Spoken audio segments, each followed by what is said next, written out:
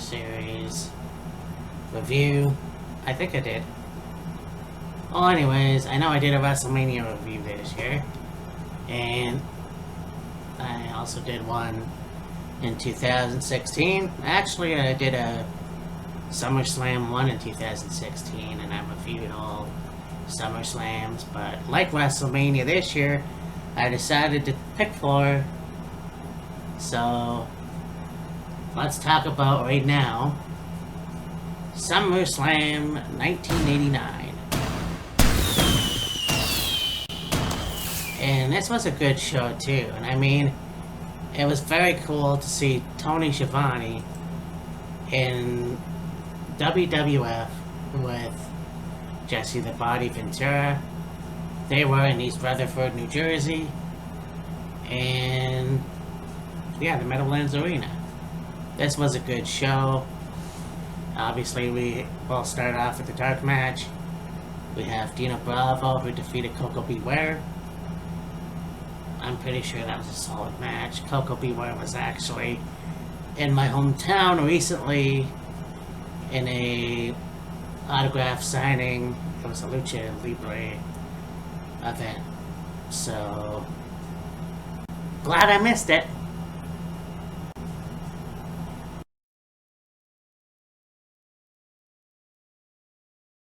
We have the first match. Got the closest thing to Four Horsemen versus the Hart Foundation. We got the Brainbusters, Arn Anderson and Tully Blanchard with Bobby Heenan, who defeated the Hart Foundation. We had, this one of the best matches. The two take teams that I think defined or helped define take team wrestling, in my opinion. This was cool. You have Jimmy, who basically took Brett and body slammed him onto, I think it was Tully. The match ended when Arn gave Brett a flying headbutt for the win, and yeah, they stole the win or whatever. I'm not quite sure if they had another match after this. I do know that the Brainbusters didn't last very long in the WWF before going back to WCW, or I guess it would be NWA back then. I can't honestly remember. I was never really a fan of WCW, so I do know that they went back after, I believe, 89. So yeah, the American Dream, Death Devils, baby, with Sapphire, if you will. And he defeated the Honky Tonk Man. This was an interesting match too, and you got Honky Tonk Man who hit Dusty with a megaphone. There was a point too where you have Jimmy Hart with the guitar. He's going to hit Dusty, ends up hitting the Honky Tonk Man, and yeah, Dusty basically gets the win. This match was pretty good. I think that these two guys, once again, I still am not a fan of Wayne Ferris. However, it was a good gimmick. And it was just one of those things where you didn't see too many of that. You didn't see too many of those types of celebrity, he kind of impersonating Elvis Presley and all that shit. It was pretty cool, just kind of an asshole. But anyways, Dusty Rhodes, obviously one of the best wrestlers of his time, and if you watch the biography on Andy, well, that was pretty fucking cool, man. It was very cool to see his development in NWA, WCW, and then of course WWE. You look at a guy who went into that company wearing polka dots, but embracing it. There is not too many guys or girls for that matter, that I'm sure go to WWF from another promotion and are made fun of or whatever, you know. I guess it's kind of like, once again, taking chicken shit and making chicken salad. But yeah, American Dream definitely won.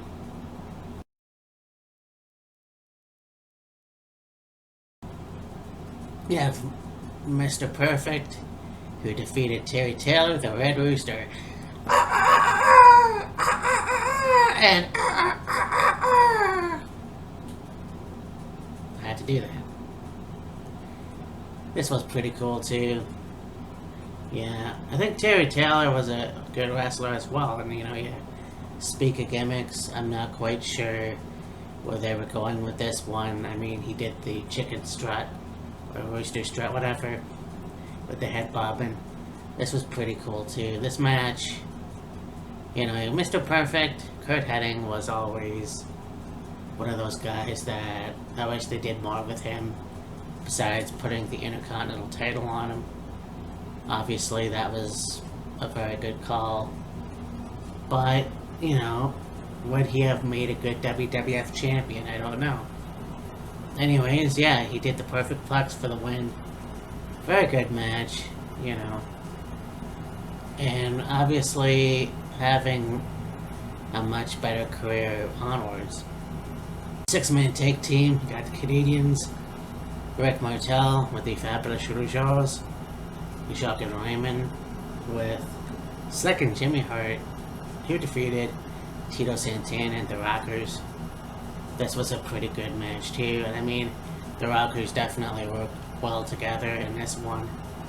But again, you have the RHODES and Rick Martel win the match. I could say the three Quebecers as well too, but it was still a very good match. And I think that, you know, you look at Rick Martel's career, and you know, leaving Tito Santana, who, you know, they were a good tag team, but breaking off from that, and then you have him eventually going as the model.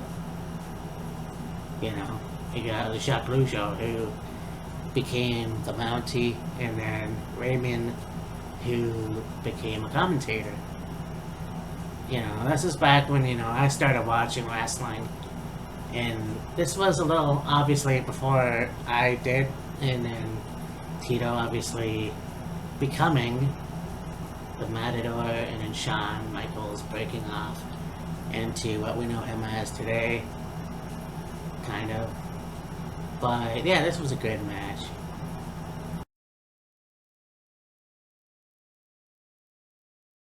At the Intercontinental Championship, speaking of which, you have the Ultimate Warrior versus Rick Rude, a rematch from WrestleMania 5. And yeah, I really think that this was a good feud. You got the backstage botch where the sign fell off, and you got Mean Gene Okerlund saying a swear, and then yeah, this match was pretty cool as well. And I think, you know, both these guys beat the shit out of each other. Very interesting how a Warrior, I thought, wasn't careless at one point. But yeah, he basically won, regaining the Intercontinental title, which would obviously lead to the Ultimate Challenge the next year at WrestleMania 6 against Hogan. So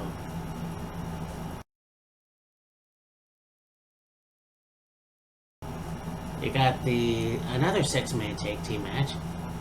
You got Demolition and Jim Duggan, who defeated Andre the Giant, the Twin Towers.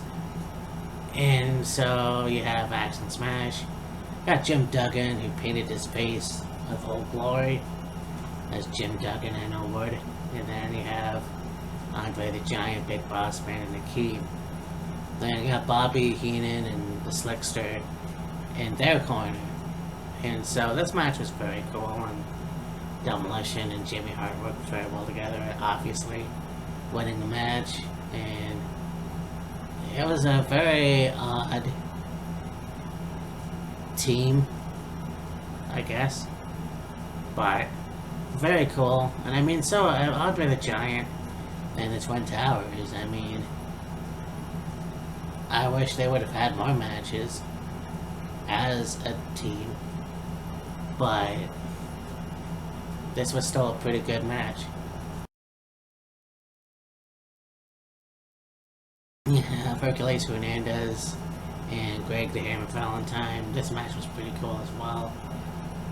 I mean, it wasn't as great as the others, but Greg the Hammer Valentine had picked up the win. Of course, he had Jimmy Hart in his corner. So that was a pretty good match.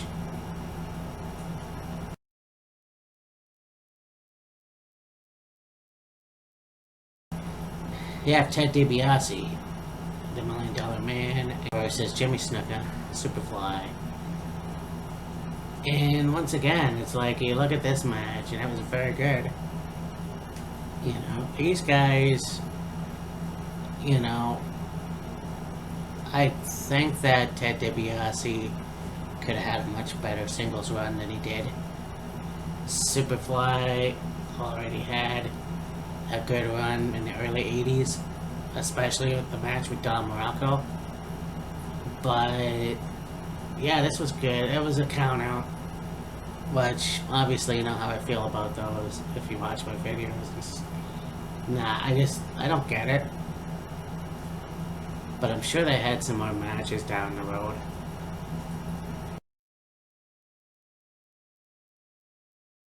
Your main event, you got Hulk Hogan and Brutus the Barber Beefcake with Miss Elizabeth versus Randy Savage and Swords.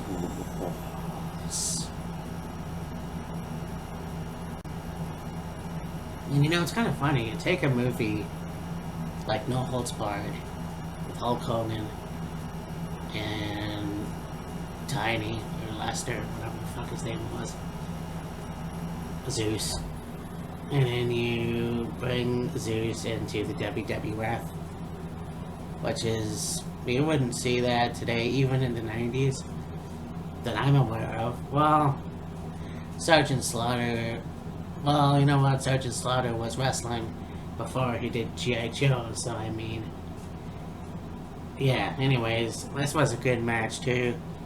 You got Hogan and Randy Savage, who squared off, and you knew from their match at WrestleMania 5 that they were gonna beat the shit right out of each other, obviously, with, you know, it was one of those things too where it was like you got Hulk Hogan and Brutus Beefcake, you know.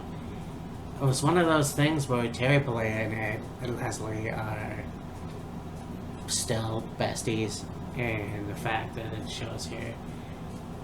And he even had Elizabeth get into the action, and she slapped the shit out of Sherry, but yeah, Hogan and Beefcake definitely got the win. And there was no WWF title match. Obviously, you had Hogan as the WWF champion.